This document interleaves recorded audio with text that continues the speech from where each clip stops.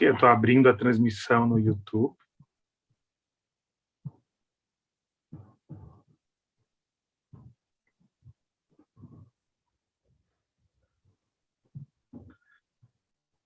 Já pode admitir todas as pessoas na sala, sabe? Ok.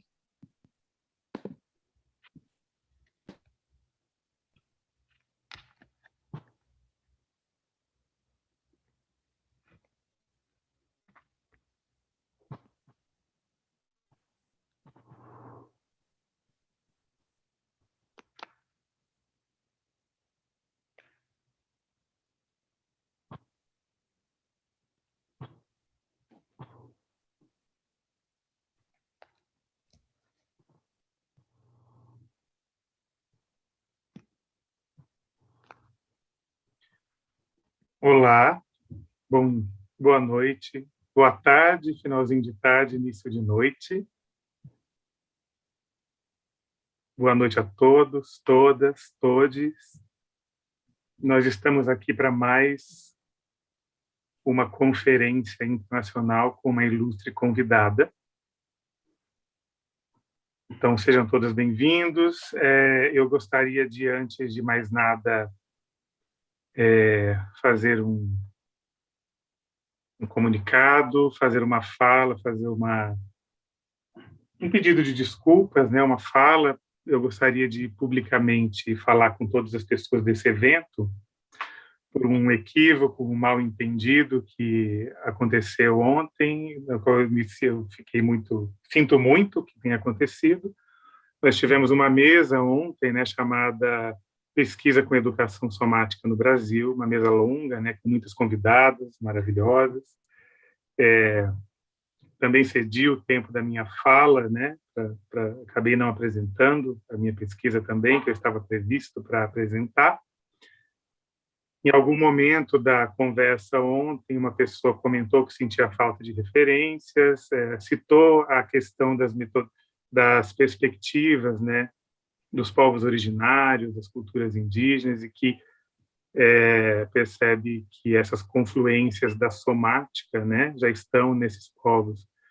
Na minha pressa em finalizar, porque nós já estávamos muito além do nosso prazo, eu fiz um comentário que algumas pessoas se sentiram ofendidas, então eu venho publicamente pedir desculpas. O comentário foi diretamente que eu afirmei que eu não nasci numa tribo indígena.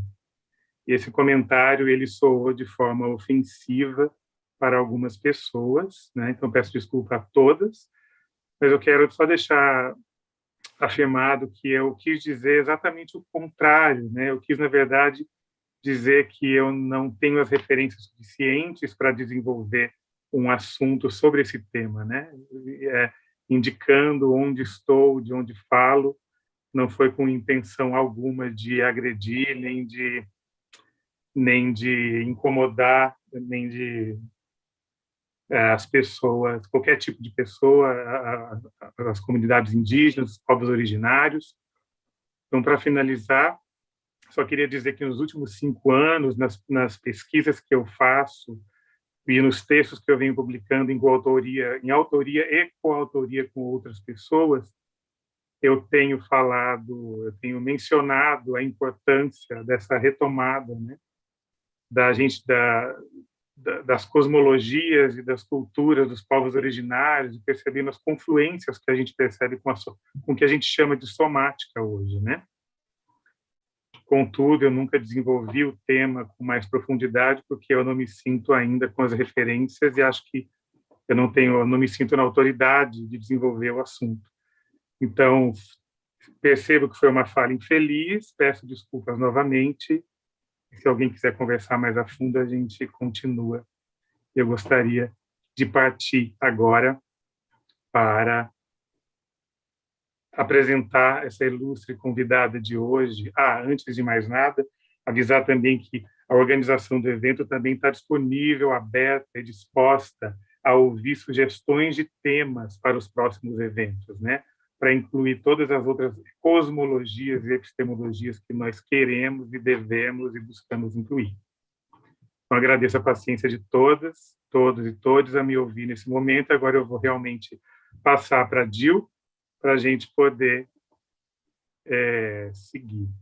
E toda vez que eu passo, eu esqueço também de avisar, né, que sábado a gente tem a presença de uma liderança indígena, Chile Krenak. É a ansiedade, gente. A ansiedade junto com o cansaço, né, a gente começa a atropelar.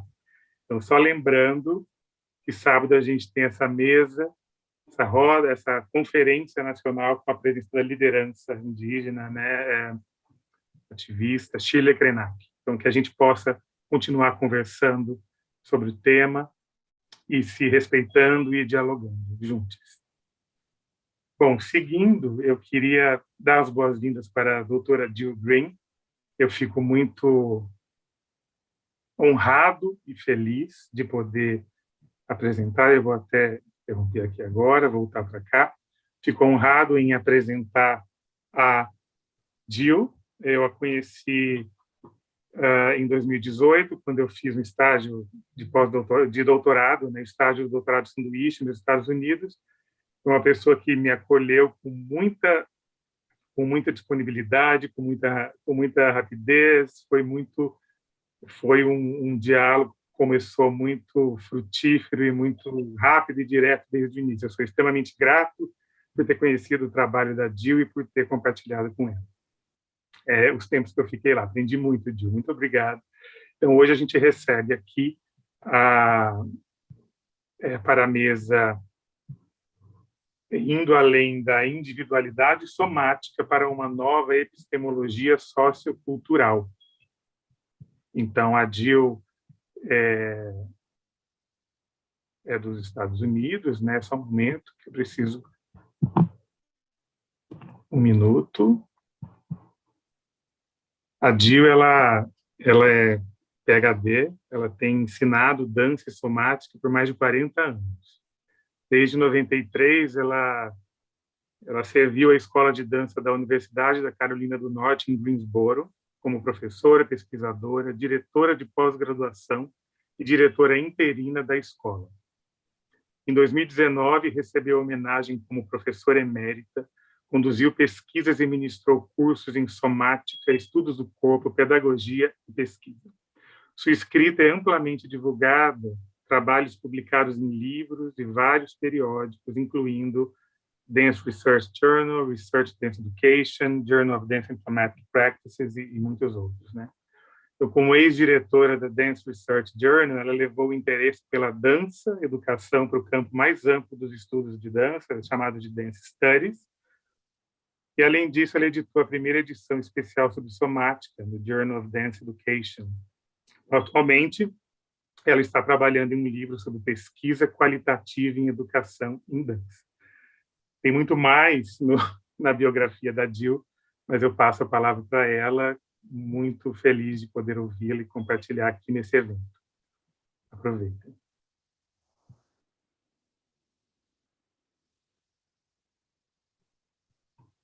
Thank you, Diego. Hola, everybody. I am so happy to be here. And to tell you the truth, I don't know how Diego managed this. We had 2 times the conference was canceled, and then he managed to do this online. And I was looking forward to coming back to Brazil, but in a way, I feel like I have Brazil with me today. So I'm very, very grateful to Diego and everyone who has been part of this production. It's a long time coming, but we are here, and I am so happy to be here. So this presentation is very theoretically based. And I know that can be problematic in terms of language and culture. It's very wordy and heady, and I'm a nerd, really. And so I've been doing things very academically for a long time. And I know that there's this kind of tension between somatics and theory and all of that. So I guess what I'm saying is, I hope that you will bear with me, because I'm going to actually read my paper. And the reason I'm doing this is because I think the idea is important, and it's important to get everything in. So I'm actually going to read it, but I'll try to go slowly.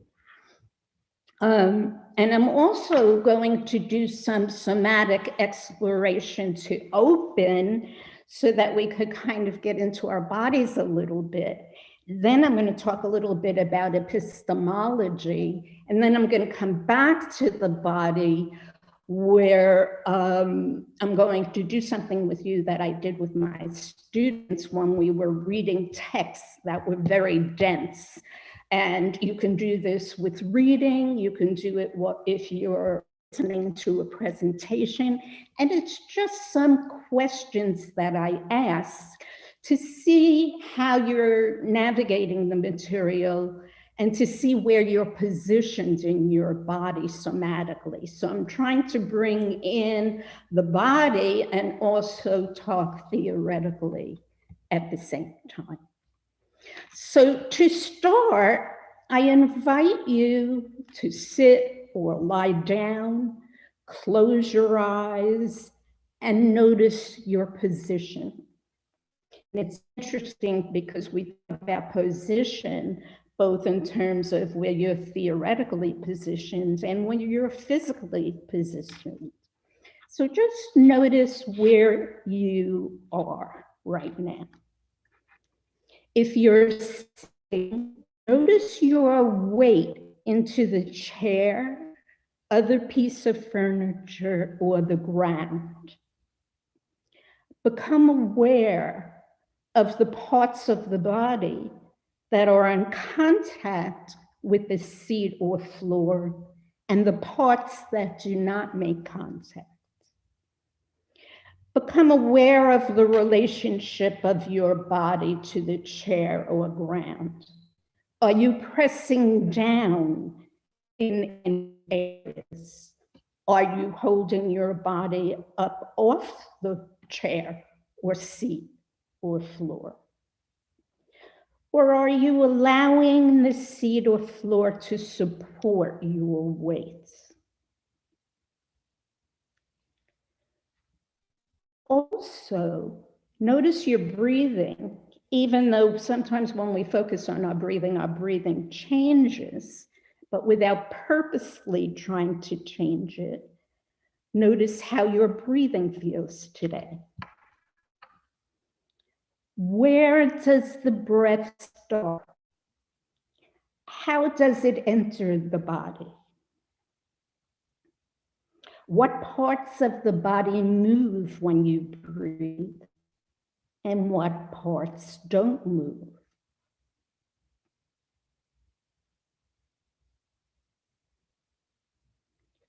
What is the timing and rhythm of your breathing?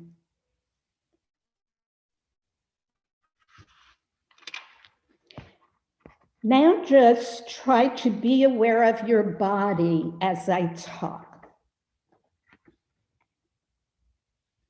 This conference brings together the ideas of epistemology and somatics.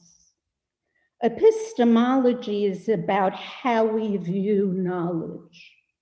It is about how we know and how knowledge is acquired.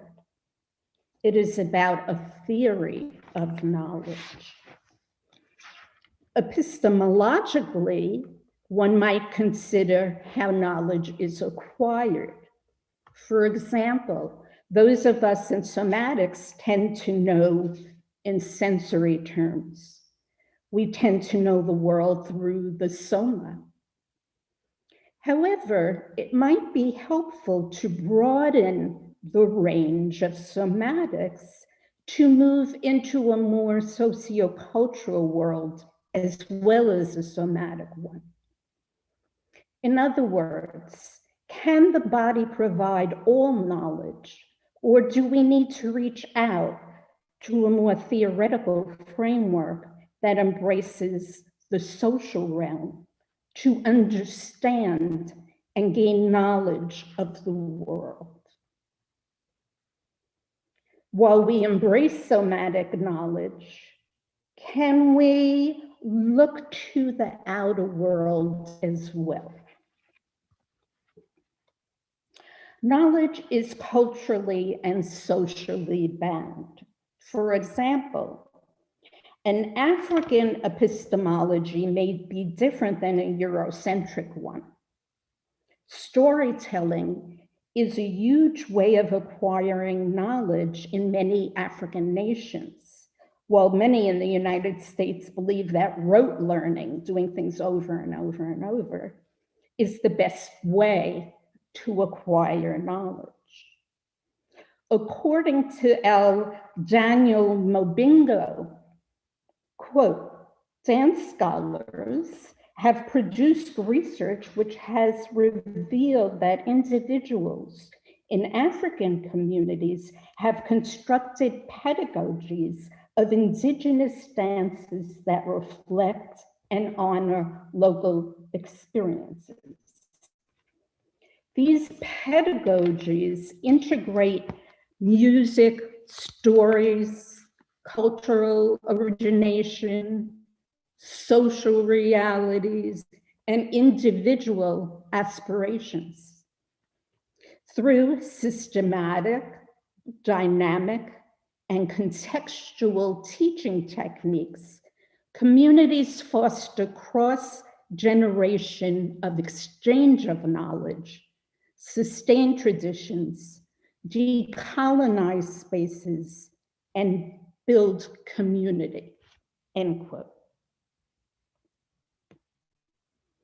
Since epistemology is about a theory of knowledge, this presentation, again, is basically theoretically based. This means that there might be some difficult concepts and ideas to think about. However, I invite you to try not to get these ideas or understand the concepts in a strictly cognitive way. I ask you to allow the ideas to seep into your body and notice points of tension and release. For example, you might find some ideas that resonate with you. Notice where you feel this resonance in your body. Does your breath open up? Does a part of the body release? Does your heart open? How does your body take in this information? Also, notice if you feel resistance to any of the ideas presented in this session. What happens when you resist ideas or disagree? Do you tighten anywhere in your body? Is your breathing affected? Does your stomach turn? You can keep your eyes closed during the presentation or open them if you feel you need to. Sit or lie down as needed. So the key point here is not to try to understand everything that is said, but to be aware of how your body responds to the concepts and words. Before actually beginning the presentation, I just want to point out that I am a dance education and somatic researcher and scholar. So this presentation comes from that viewpoint. I am talking about using somatics on scholarly and pedagogical levels. The presentation is divided into 3 parts. First, I will describe and explain my life's work in the area of social somatic theory. Next, I will explore pedagogical implications and methodologies. Lastly, I will offer a self-reflexivity approach to deal with issues of social justice and attempt to keep a check on privilege.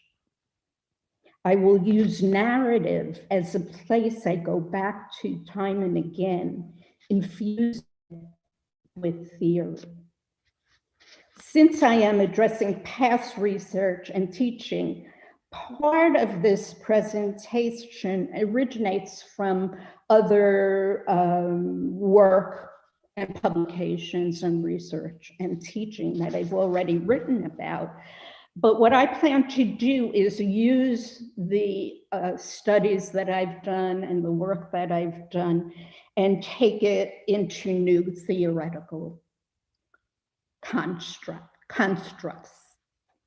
So here is the presentation. There are a number of ways to view bodies. Some researchers investigate an objectified body made of physical characteristics and traits. They study the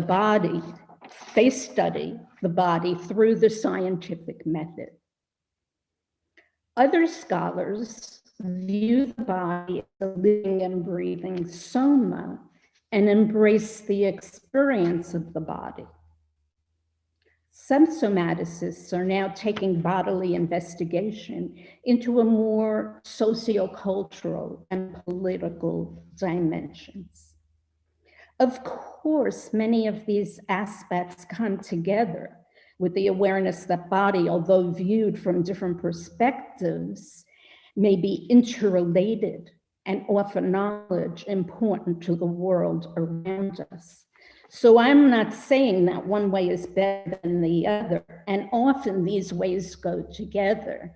I know that a number of you are interested in body-mind centering, and that's a perfect example of where the science and the somatics come together. I first coined the term social somatic theory way back in 1992 when I was working on my dissertation at The Ohio State University. After immersing myself in critical theory issues and postmodern paradigms, I found myself volunteering to work with homeless women in Columbus, Ohio. Basically, critical theory addresses issues of social justice and explores how disenfranchised groups are being marginalized in society, while postmodernism explores multiplicity and juxtapositions of ideas. It asks questions about whose ideas are being left out of consideration and how ideas are represented and constructed. I wanted to work with homeless women because of the pedagogical need to bring these ideas to practice and bring somatic practice to a group of women who may not have had any access to such work. Of course, I acknowledge now that there are issues about who gets to bring what to whom, and assumptions about the value and need for educated pedagogues to bring what they think is important and relevant to those, and I'm using air quotes, less fortunate. I cannot address this topic fully here, but I did write about such issues in publications, one where I problematized the notion that we can simply empower who we consider less fortunate. It is important to acknowledge these delimitations regarding any social action work, and it is incumbent on those of us doing social action work to be reflexive and aware of such limitations, assumptions, and problems associated with this work. I also believe that practice itself does not help without an understanding of the social structures and systems that have to change as well.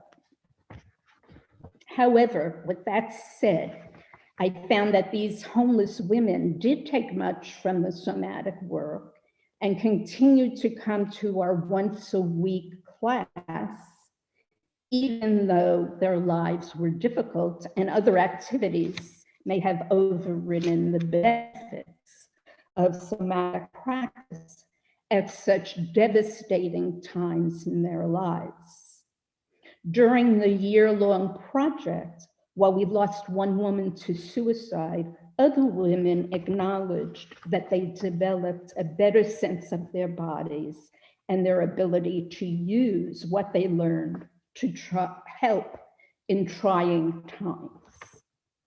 Although this was a side project for me at the time, I wished I would have collected some data and traced their responses to the work. However, I was working on my dissertation, so I had to think of this project as a way to explore taking somatics into the community at the time. It was a valuable first step in investigating the impact of somatics within a social context. While doing this project and writing my dissertation, I began to develop my ideas about social somatic theory. As I wrote in a previous publication, quote, social somatic theory draws on the ideas of such writers as Don Johnson and Elizabeth Benke, who have addressed issues of bodily authority and have demonstrated how our bodies are shaped by the cultures in which we live. According to these theorists, Eurocentric culture creates the myth of a body-mind split. This split does not simply separate our minds from our bodies and favor mind over body. Rather, there is an active obsession with the body as an objective mechanical entity. However, according to these theorists, this split removes us from the experience of our bodies and often results in disconnecting us from our own inner bodily signals and from our somas as living processes. Furthermore, as Johnson suggests, dominant cultures often perpetuate this body-mind split in an effort to maintain somatic weakness and disconnection from the body in order to preserve control. By disconnecting people from their sensory and sensual selves through the imposition of external models of ideal bodies or standards of what the body should be and how it should act, the dominant culture maintains control as people in oppressed groups distrust their own sensory impulses and give up their bodily authority. And it allows human exploitation and suffering to take place. Resonating with some feminist thinkers, Johnson points out that early women health practitioners in the United States, for example, were ostracized and condemned as witches for providing alternative health practices that were basically somatic and worked with an authority of perception and inner awareness. Additionally, much of social somatic theory also intersects with postmodern literatures of body. Postmodernists such as Lyotard, Foucault, and Derrida question assumptions of the modern age, such as the belief that reason and scientific inquiry alone can provide an objective and universal foundation for knowledge. According to Jane Parpar, quote, they argue hegemonic meta-narratives, rather than reflecting a universal reality, are embedded in the specific historical time and place in which they are created and are associated with certain political baggage, end quote. They argue that there are privileged social discourses that silence other voices. And I feel like I need to point out, though, that this does not mean that there's no truth. In current days of fake news and rejection of science in the United States, I don't know how much there is in Brazil, I can't speak for those of you, but in the US, there's a lot of fake news and a rejection of science. There can be dangerous and disastrous consequences believing that truth does not matter or that anyone's truth matters. However, most post-positivist thinkers are not saying that there is no truth, but that our biases affect how we perceive the truth, and that our perceptions of that may be constructed according to social norms.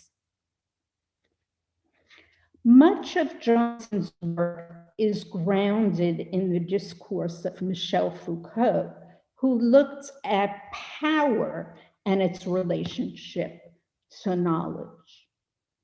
Although Foucault was interested in studying power and extremes of standardizing bodily behavior that have characterized institutions in a historical context, and did not directly address the body as a source of pedagogy, and rejected power as repressive, but rather explained it through discourse and history. His studies similarly approached the body as a site of social and political control and power.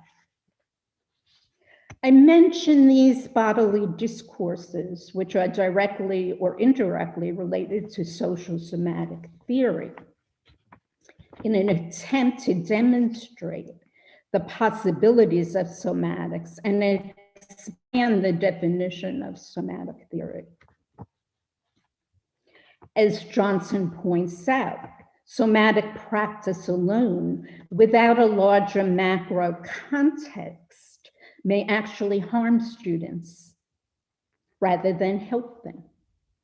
He points out the dangers of a rigid scientific rationalism, but also cautions us against any fundamentalism, even regarding somatic practices, dance training, and educational systems that become models of authority themselves and that impose external models of correctness without helping students experience their bodily and sensual authority.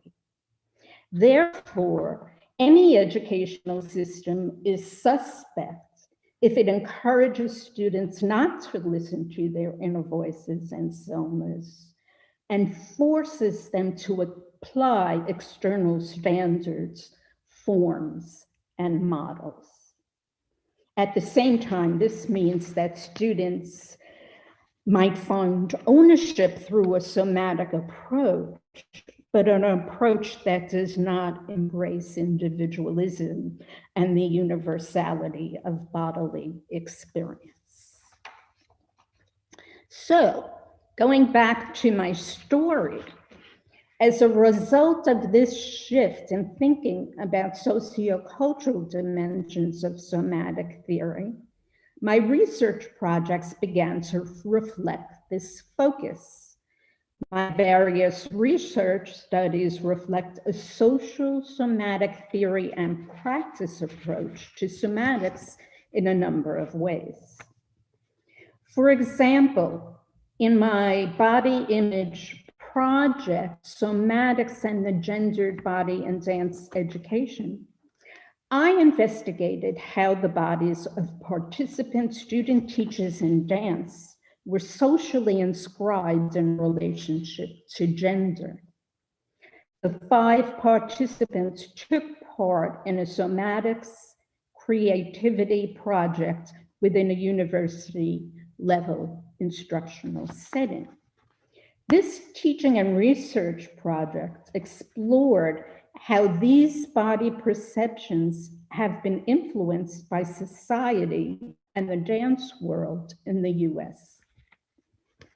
The participants were asked questions about previous experiences in dance and how they learned to perceive their bodies in reference to a specific weight and body ideal.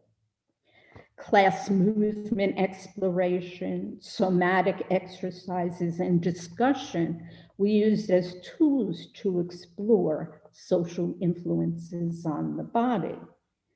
These methods open the participant to an additional type of epistemology.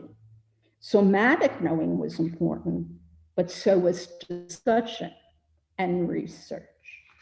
And I'm going to come back to this study because I think it's very informative in a number of different areas, including how we can apply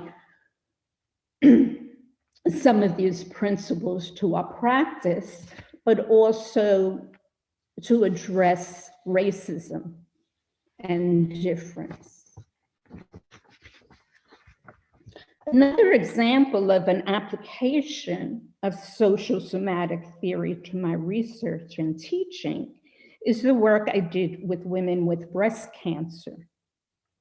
This research brought together the areas of the arts, wellness, and somatic educational practices in an effort to use a particular somatic approach as a tool for dealing with health issues. The specific purpose of this study was to explore ways that kinetic awareness, a somatic body and dance practice that involves a lot of exploration, can help women with breast cancer deal with the symptoms of their treatments. The stories of the women were told through a multifaceted case study process using post-positivist displays of data, such as narrative and split-page format.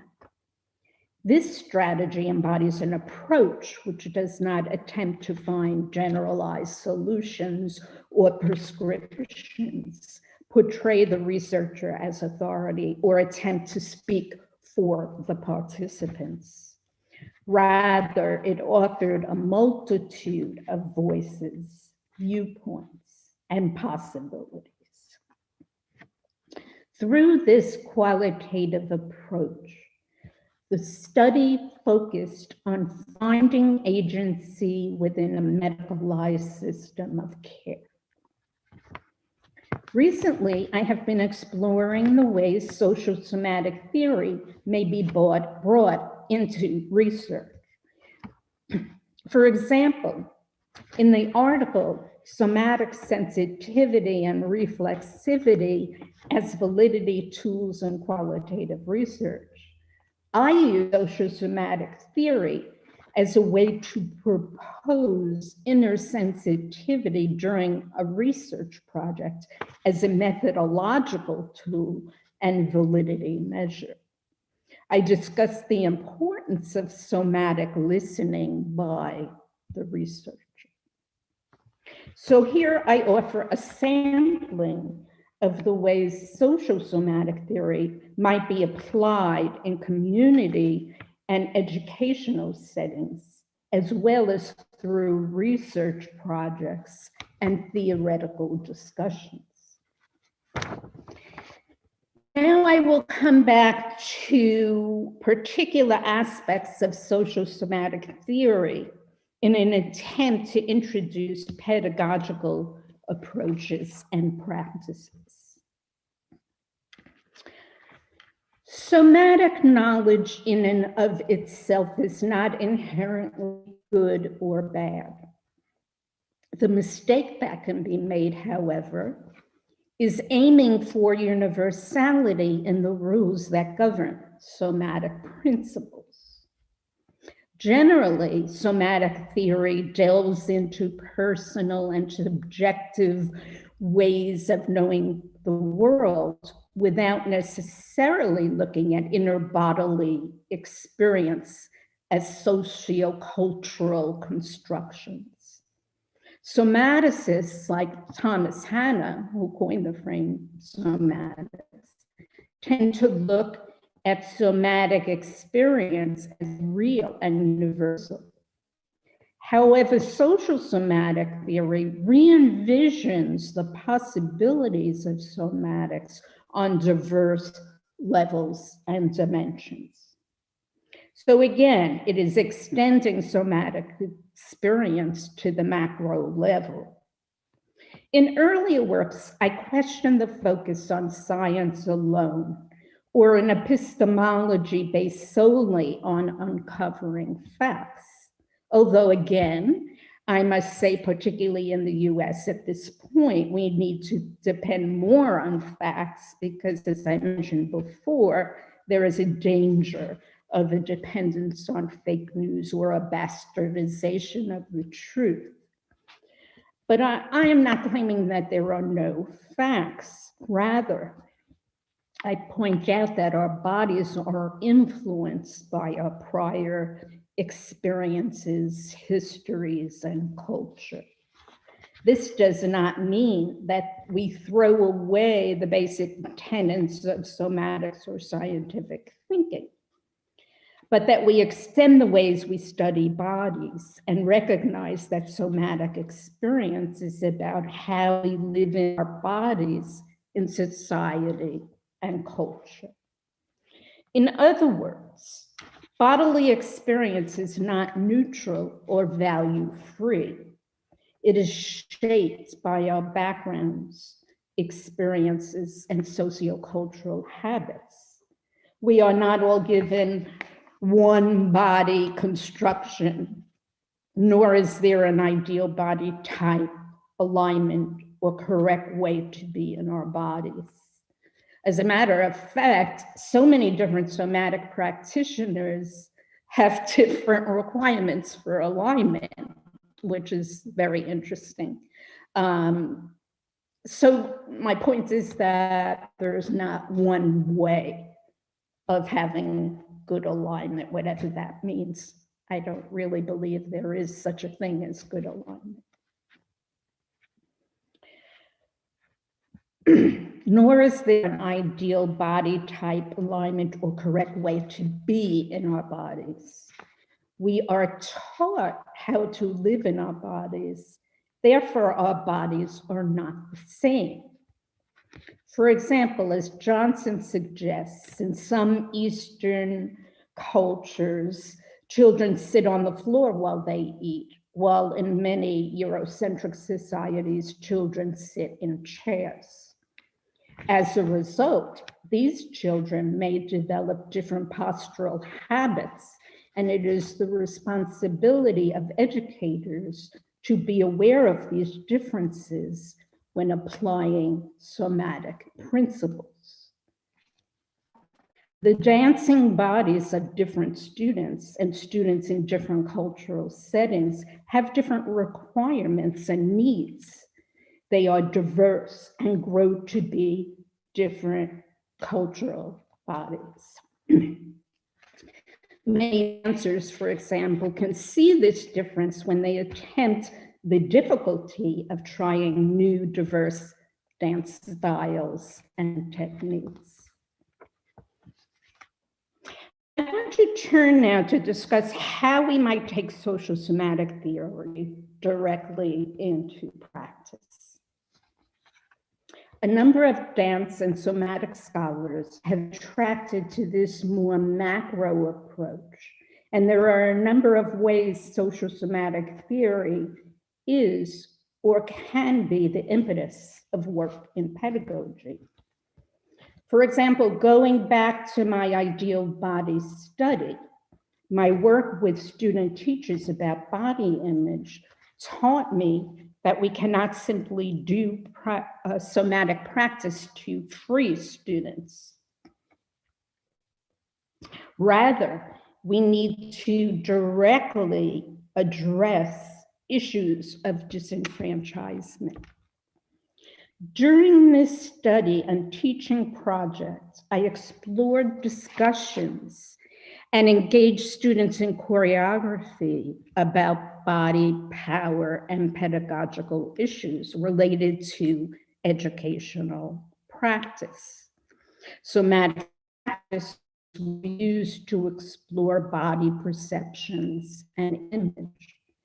The students then created what they called an interactive movement performance, which explored the issues raised in class. The initial qualitative analysis from class discussions, interviews, observation, and document analysis indicated that the participants' previous experiences in the dance did reflect an emphasis on ideal bodies in the dance world in the US.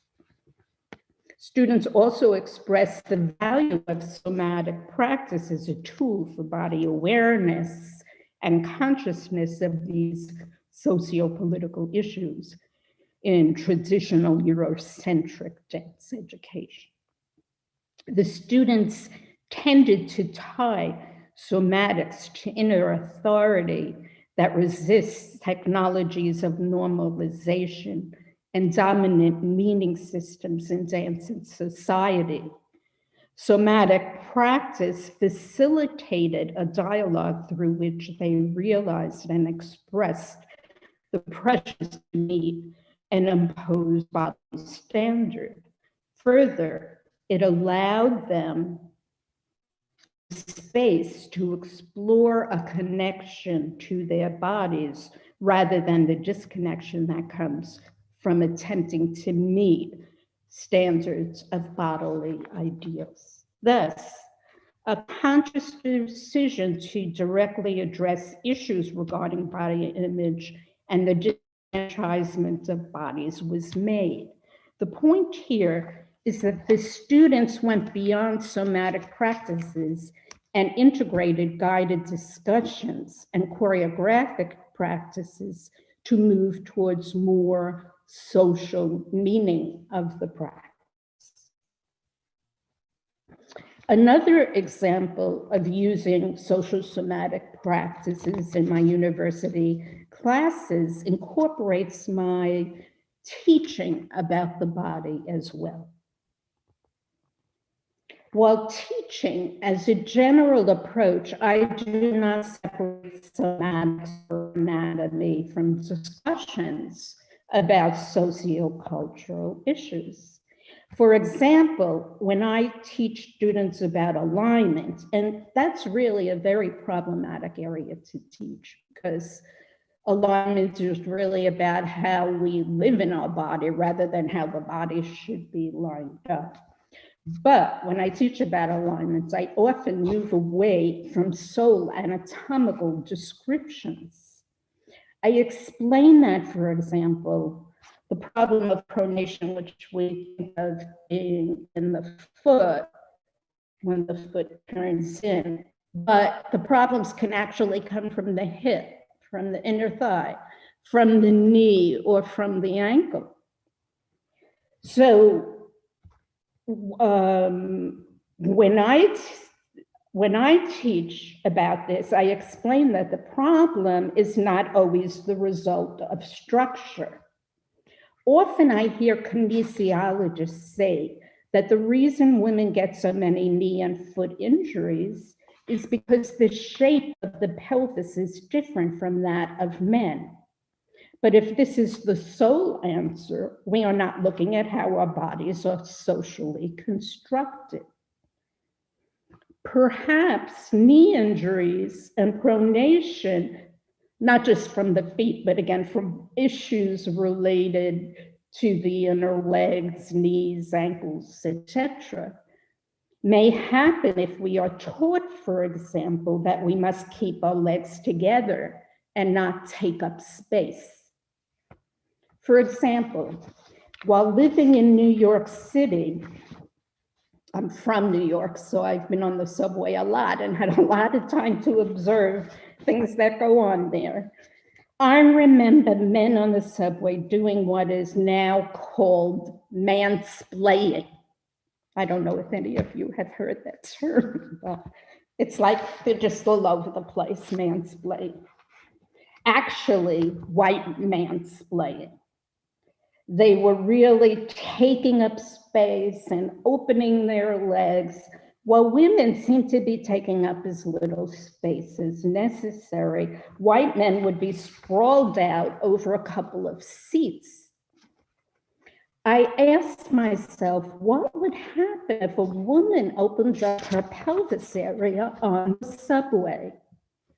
What would happen if a Black woman or a Black man tried to splay out on a train?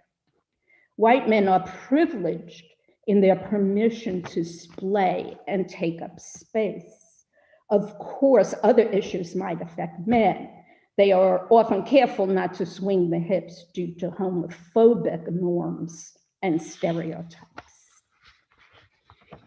Recently, I have been reading a number of books and articles about racism. After witnessing police killing Black men and women in the US, I, like many others, felt I needed to educate myself about Black Lives Matter. I read books and articles about injustices piled against Black people. I read 2 books by Ta-Nehisi Coates. One, Between the World and Me, is basically a letter to the author's son, warning the son about the dangers of being Black in the United States. This book taught me more about the systemic nature of racism and the pain that many suffer growing up in a racist environment.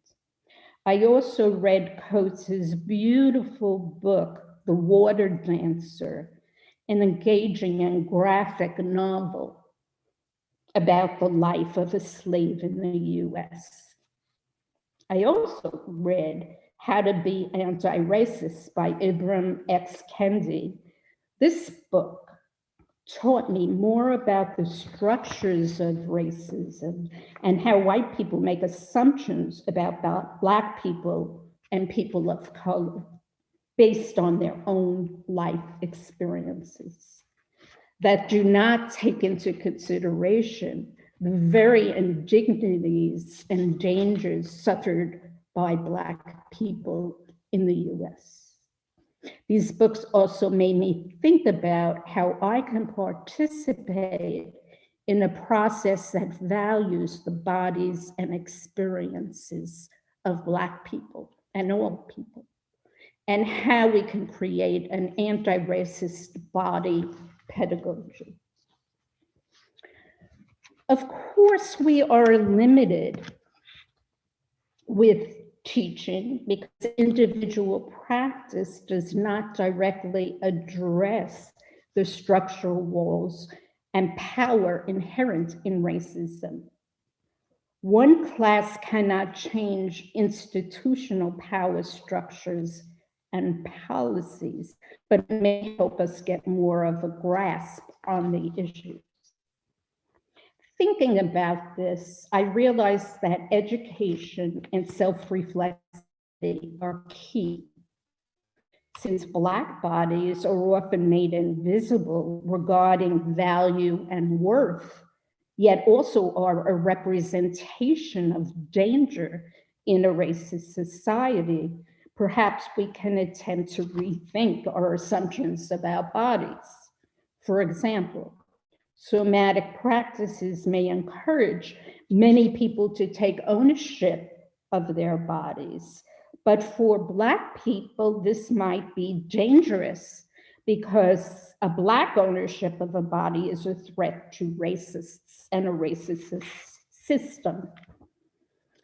Therefore, we might want to open up discussions in class to include these socio-political issues and talk more about agency in our bodies, but also about the repercussions of agency, to know how to use that power and not embody it when necessary, and how we must change power structures to create real agency. Additionally, I feel the need to continually check myself against privilege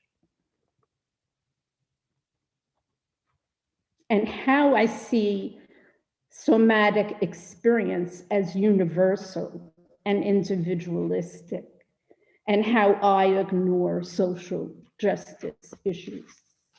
And I have to admit that I actually did this during my body image project, looking back on it. I did this by being unaware of and ignoring these issues during the investigation. For example, reflecting back on the theoretical assumptions that guided the body image study, I realized that I made the same error and demonstrated the same blindness that has been attributed to white feminists by some Black scholars. In the end, I found it beneficial to observe and hear the responses of a particular Black student and realize that you cannot really talk about gender as separate from race and all these other areas as well. In this study, one participant, Jasmine, a pseudonym, raised issues of difference regarding perceptions of women's bodies. Jasmine came to me because she wanted to address some of the issues she was dealing with as a Black dancer, but felt were difficult to communicate because, as she said, quote, the other dancers don't want to talk about racism, end quote. I asked her if she wanted to raise the issue in class, and I began to gear the class toward her concerns. I began to ask questions such as, how does racism relate to body ideals? How does the body affect Black students when we are talking about a white body ideal? How do we marginalize students of different cultures in class? And the students began to communicate the importance of these issues. As another student explained, quote, we tried not to look at race, not until Jasmine said, wait a minute, I'm here too, end quote. There has been some scholarly discussion about difference regarding body ideals themselves. It has been argued that Black women are not tied to normalizing images and standards and that larger women are more accepted in the Black community in the US. Jasmine often claimed that she was affected by standardizing body ideals in dance, but did suggest that some of her issues were different. Specifically, when talking about body image, Jasmine spoke about perceptions of the lightness of skin as being a factor in the Black community and how she struggled with life as a light-skinned Black woman. Jasmine is often more sensitive to attitudes toward her as a Black dance student than to attitudes about her female body. However, these concerns sometimes overlap.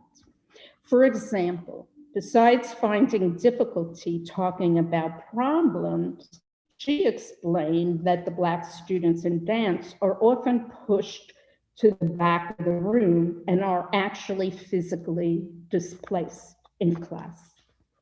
She recalled that teachers often ignored her because they did not want to deal with the race problem or racial tension, and some did not encourage her to succeed because they had prejudged her failure based on skin color. So here is an example of how race can affect bodies and how we tend to see only the issues that affect our own lives. So through these narrative examples, I have attempted to bring to life how sociosomatic theory can help guide us to more equitable level of it. It takes work and an awareness that we don't see the whole picture. What all this means is that somatic practice cannot be separated from racial injustice or any type of difference, whether it be race, color, gender, class, ability, LGBTQ issues, ageism. It doesn't matter. They're very similar in certain ways. We need to make an effort to change structural power systems directly, but first we need to become aware of how we have been educated to participate in them. This type of epistemology refers to cultural privilege as well. For example, the coronavirus created an unequal world regarding disease and vaccines. This is why we are having this conference online. Unfortunately, Brazil has been at a disadvantage regarding coronavirus and other health issues. While the US had access to vaccines, Brazil did not for a long time, and this goes into other socio-political topics about health and access. In authoritarian countries, many people do not have access to proper health resources. It happened in the US under Trump, and it is happening in the Brazil under the leadership as well, from what I hear. The New York Times had an article about indigenous people in Brazil that have not only been losing their land to forestation, but have been disenfranchised by the health system as well. So what does this expendability of bodies have to do with somatics, and how can we help? How does this sense of greed blow up one's perception of the value of us on this? Because when we're talking about bodies, I mean, it's very direct. If we can't live in our soma, then our health suffers. And if we don't have access to a healthcare system, our health suffers. Sense we blow up one's perception of the values of our souls. I'm going to end with some final questions, and thank you for bearing with me. Can we listen to our bodies without losing the sense of connection and intention to challenge institutional systems?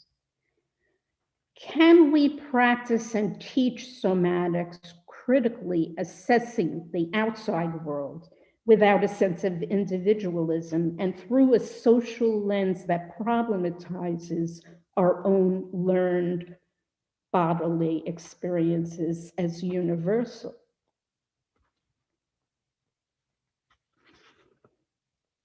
And without seeing that bodily experience can be systemically and socially isolating? Can we be somaticists and activists at the same time? Lastly, but mostly related to the conference theme, how can we think of a dual, and I don't mean dual in a separate way, but as a more whole way. Think of a dual but interactive epistemology that embraces an embodied way of knowing, but also opens up discussions about learning about the world through a critical lens.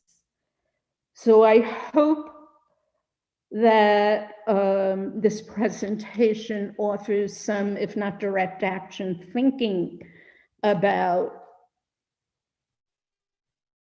somatic social action in the world.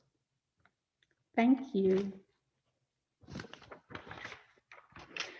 How much time do I have left? Because if I do have time, I can do an experiential activity going back to reading our bodies and how we absorbed these ideas. Anyone? No, the time? Podemos. Sim, Gil, podemos. Nós teríamos 20 minutos, mas você pode fazer sua prática. We have 20 minutes till the end.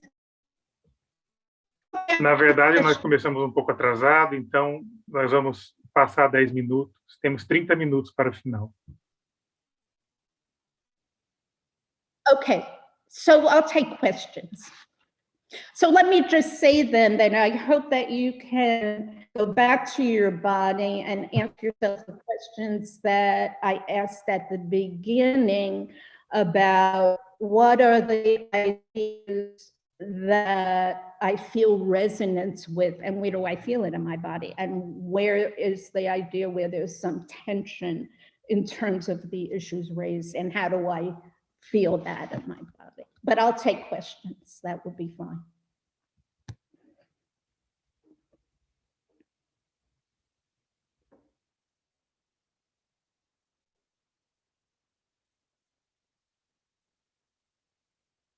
Oh, am I looking, how are we doing this? Sim, eu vou... Desculpe, eu estava com um problema aqui no meu áudio. Já retornei. Né? Ok. Obrigado, Gil. Eu já li muito do que você escreveu. Acho que quase todos os seus artigos eu li para... Né, e ouvir você falar é sempre uma surpresa. Muito obrigado. Acho que quero agradecer em nome do encontro de todo mundo. Nós temos duas pessoas com as mãos levantadas. A gente que agradece. Está tendo um delay.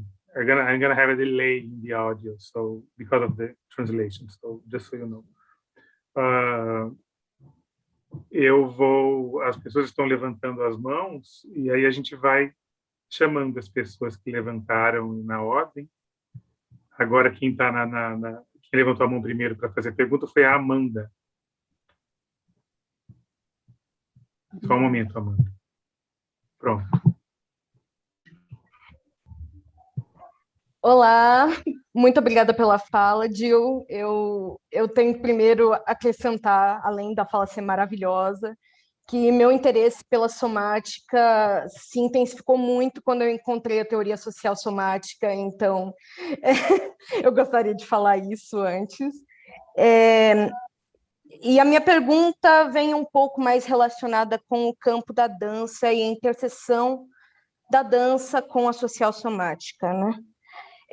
Que o discurso dominante da dança, né, que ele é bastante eurocêntrico, ele causou a mim e alguns colegas um afastamento da dança, graças a traumas, discursos de professores, esse tipo de problemas, né? E isso vem muito da relação de dominação que existe entre os professores e os alunos dentro da dança.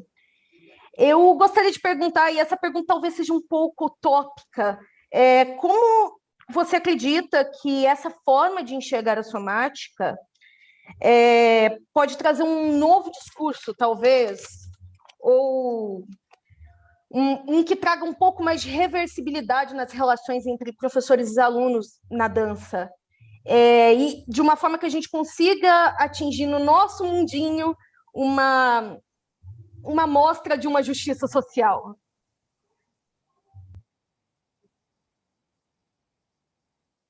Well, you can read about the topic and bring. Do you teach, or are you a dancer, or are you a student?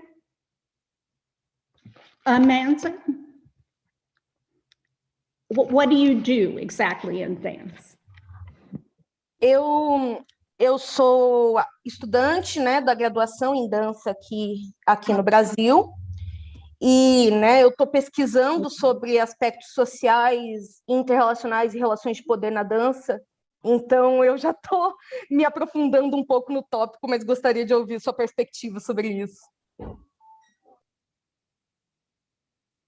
Okay. So that's how I started, by reading.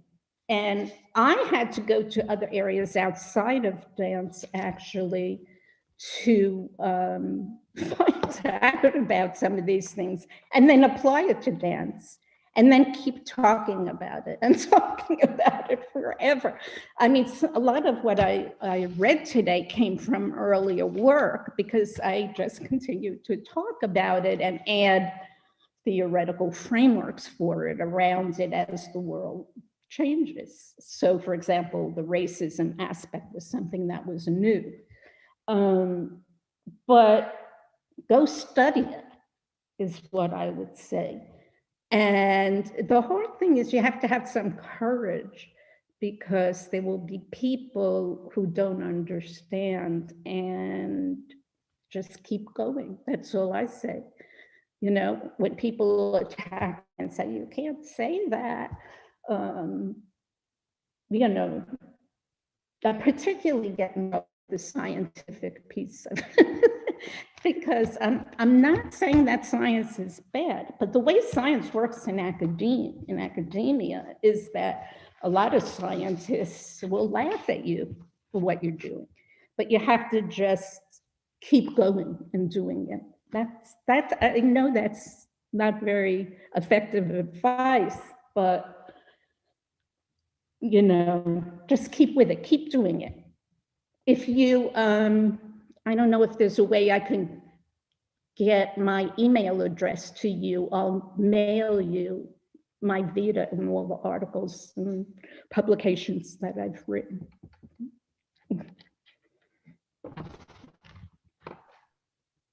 A gente segue com mais uma pergunta. Eu vou colocar no link aqui o e-mail da Jill. Jill, posso colocar o seu e-mail da UNCG aqui no chat?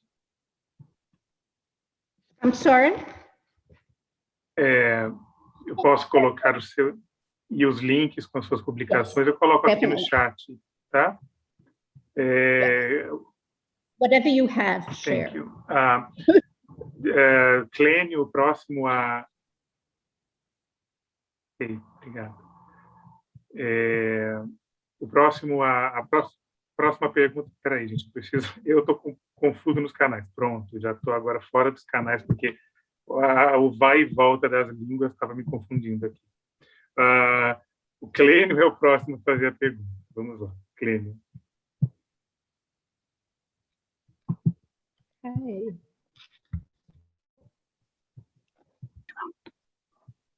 Hi, good evening, Hi. Teacher Jill. Thank you very much for your sharing. I am Clênio, contemporary dance teacher. And during 6 years, I dance and confront my fear in urban space. And for this, today, I'm developing a dissertation for my master dance in Federal University of Bahia in Salvador, Bahia, Brazil. The city with mostly Black people. this research bring data from dancers, professional dancers interview, analyzes about federal and regional urban laws, and affordances theory, the Gibson, affordances, perception for objects that invite us to move in determinative way.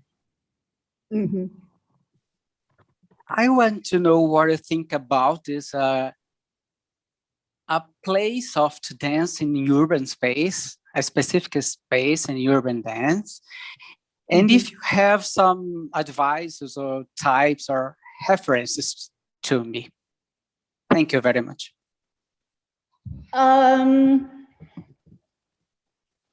There is some literature about urban dance in the US. I'm not sure if there is anything in Brazil, but there are so many issues that, as you said, arise from that type of dancing. So do you have access to databases or Google or something?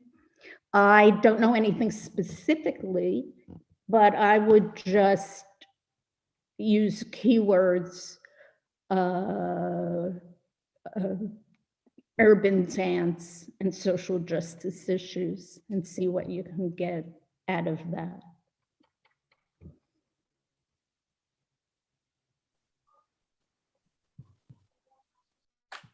Thank you very much. Did I answer your question? I'm not sure I answered. Okay, is that okay? Yes, I think so. It's good for me to think from today about sociosomatic theory. I think that when we're gonna go to construct this place, we need to think about somatic aspect of the system. So you're asking how to do that? How to do that? Is that what you're asking? I'm not sure I understand. I'm sorry. If you have some tips about the social somatic theory in urban space.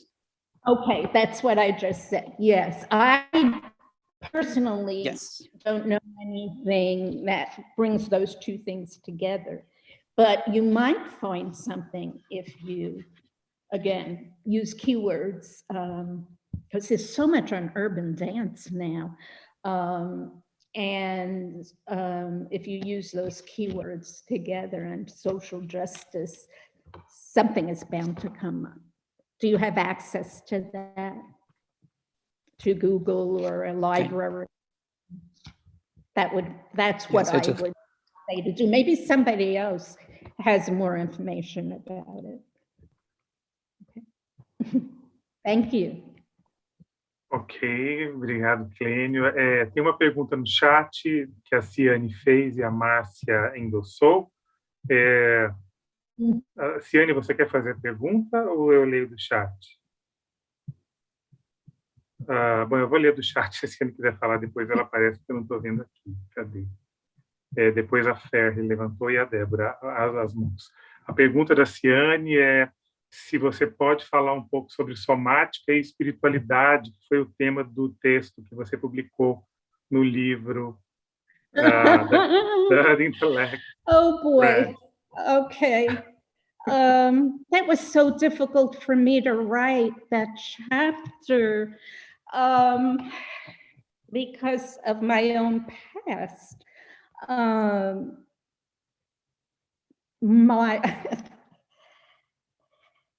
What I was basically talking about was my journey through spirituality and how somatics intersected with that and sometimes didn't intersect with that. So I'm sure I don't have time to go through my whole biography. But there were times where I questioned and used certain bodies of literature that stopped my spirituality. And there were times where I always felt somatics was such a spiritual movement experience. So, for example, I was brought up without religion. I'm a secular Jew, and my parents always laughed at religion. And my first husband, we went to try to go to temple and try to get back into some kind of spirituality, but I always felt that as a feminist, I just couldn't handle organized religion in any way. So I had to change the meaning of spirituality to not mean religion.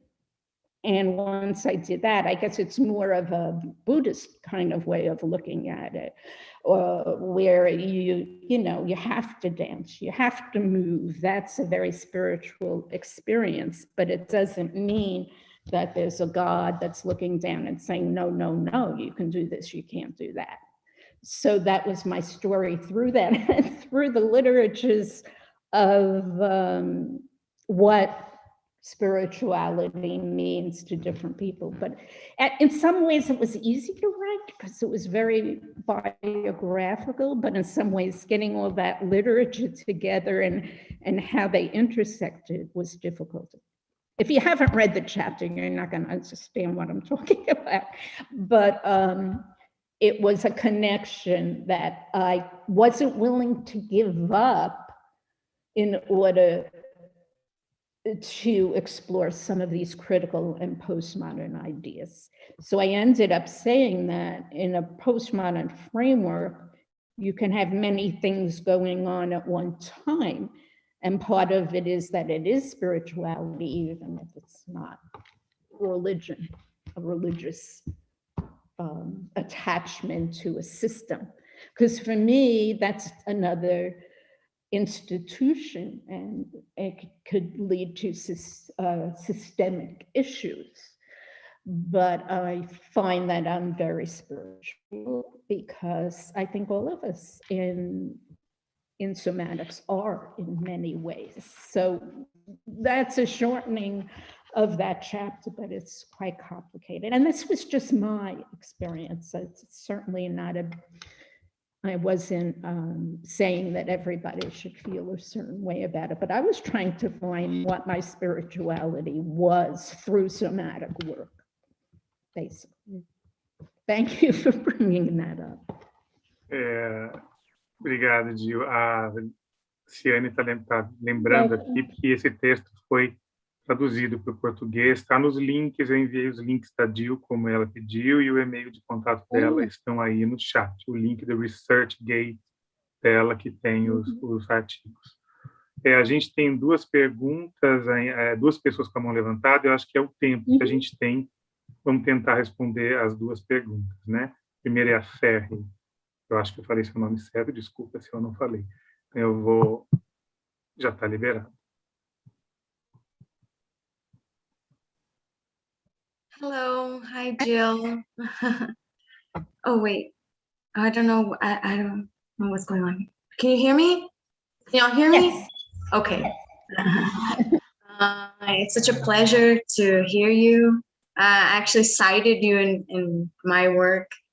I have like a lot of questions. I'm gonna try to be quick. So I'm actually from Texas and I live in Brazil, and I would be what now today they're calling people of color, but when I was last in the States, it wasn't, people of color wasn't the term we were using.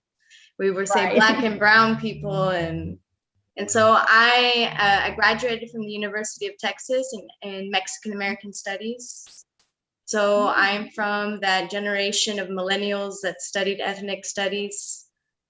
And so my thing is that I came to Brazil because I wanted to. I was also studying Latin American studies at the same time.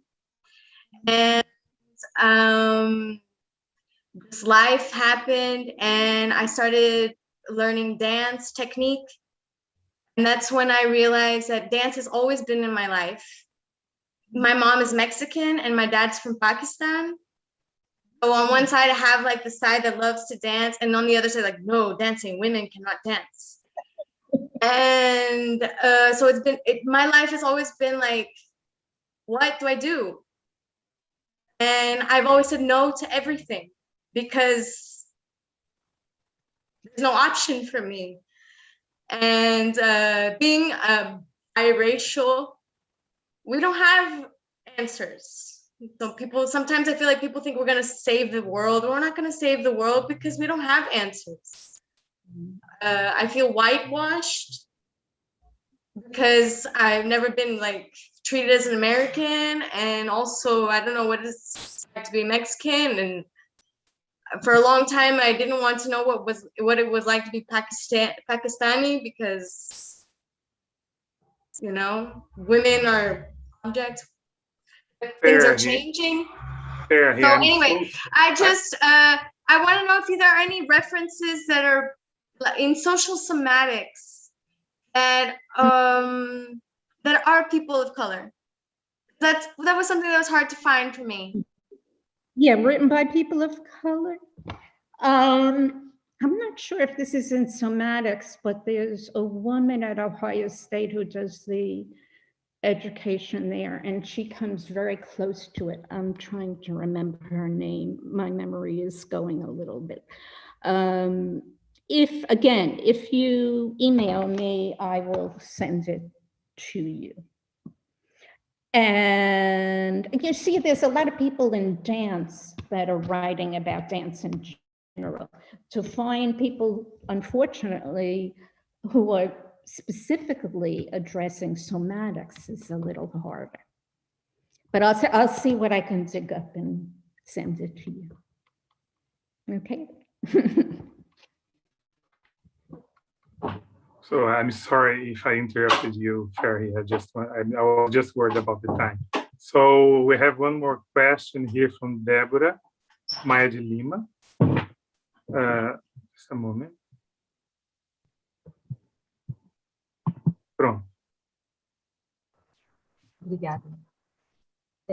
Gil, em primeiro lugar, muito obrigada pela palestra, pela fala, que a mim me ajudou bastante.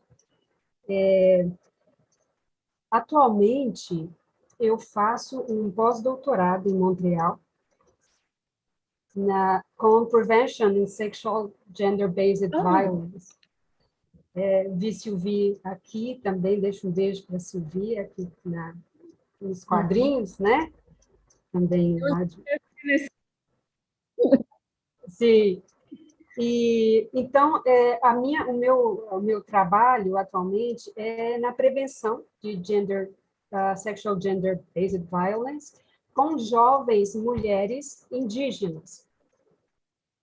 E bom, né? Então a minha relação geralmente existe um foco muito grande com a autoridade somática, né? Com a body authority, que é algo que a gente trabalha bastante, ou que é um dos meus focos.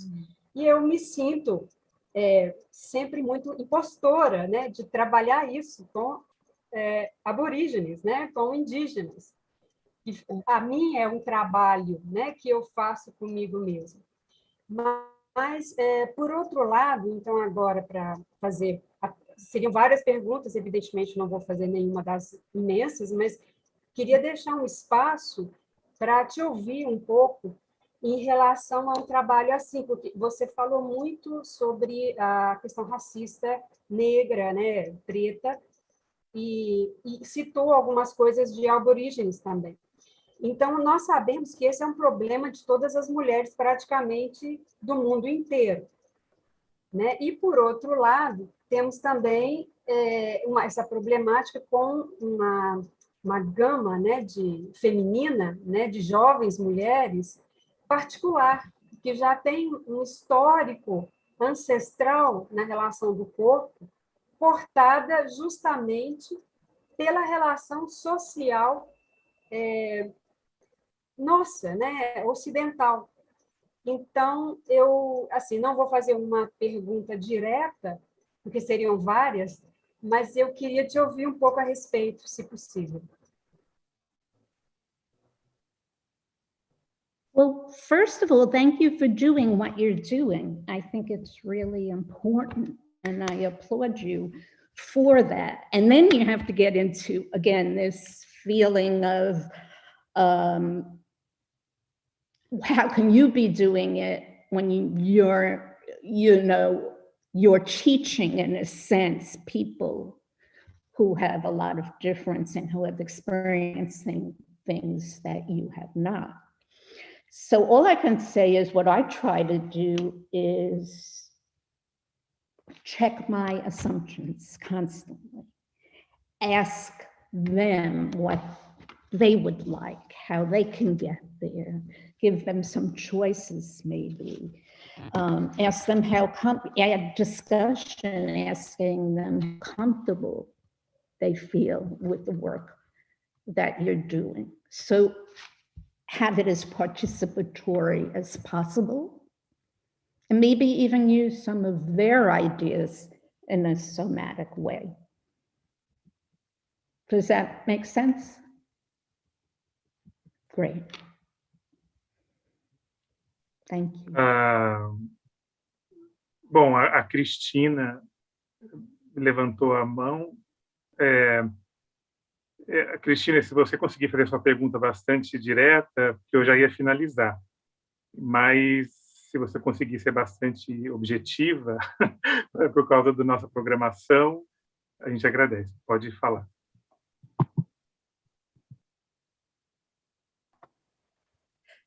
Jill, thank you very much. So to finalize, I would like to ask you, how do you see the scholarship from people from Brazil or places from the Global South? How do you see this scholarship can enrich the field of dance of somatics in the US? Well, I think a lot of people are doing excellent work as a matter of fact, I know more people who are working somatics and socially in Brazil than I do in the States. So when I visited last time, a lot of people were very interested in that kind of work.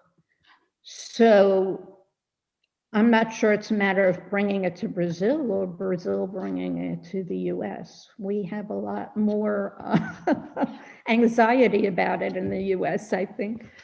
And people don't want to go places, you know.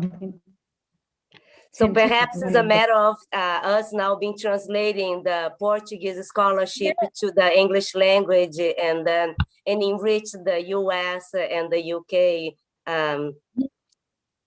Thank you. Yeah, you can teach us a lot about this. And because the culture is so different in Brazil and the issues, I was a little afraid to give this presentation because I know these are issues that are in the US, but you can only talk about what you've experienced, right?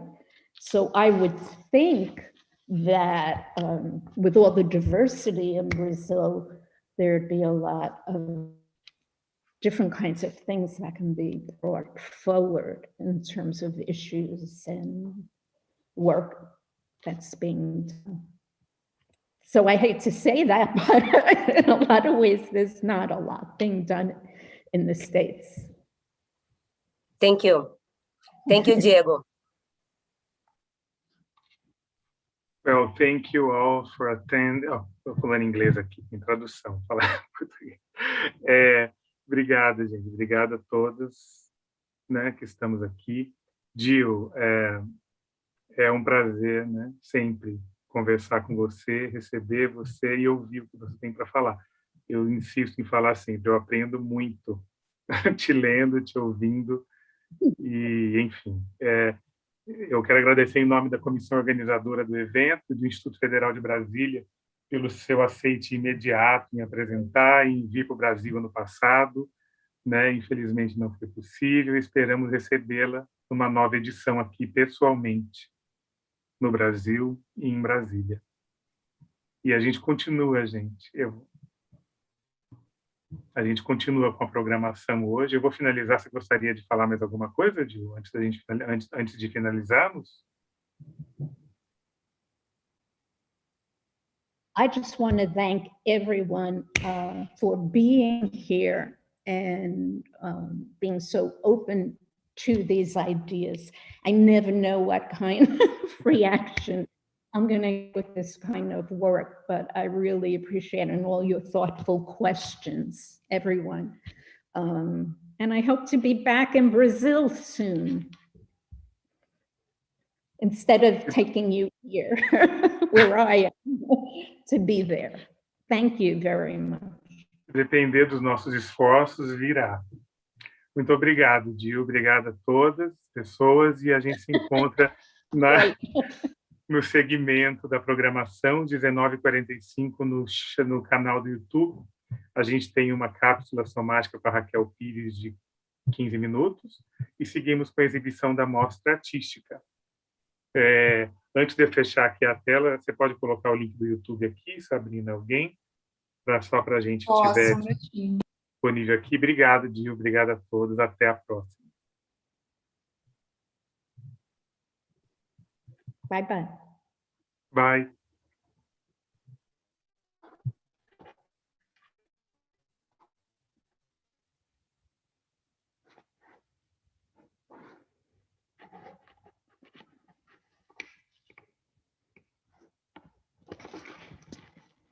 Diego, can I get the chat?